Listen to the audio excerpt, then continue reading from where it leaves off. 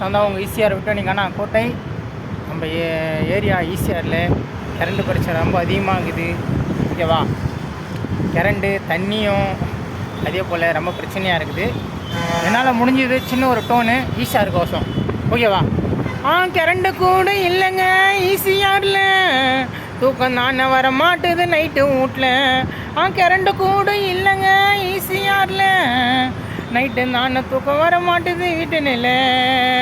சாப்பிட போனாக்கா கை கழுவ தண்ணியில், நைட்டு தூங்குறதுக்கு சுத்தமாக ஃபேன் இல்லை. தினந்தோறும் கொசு கடியில் நான் சாகுறேன்.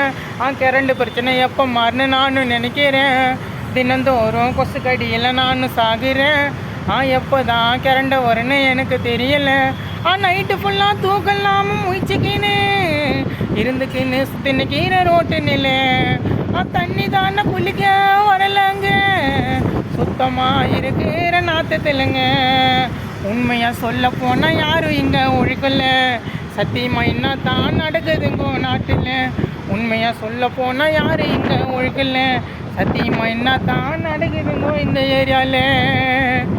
எப்படி இது பாருங்கள் ஃப்ரெண்ட்ஸ், தண்ணி கோசம் நான் பண்ணேன். ஃபுல் சப்போர்ட் பண்ணுங்கள், ஷேர் பண்ணுங்கப்பா. ஓகேவா? என்னை பிடிச்சவங்களாம்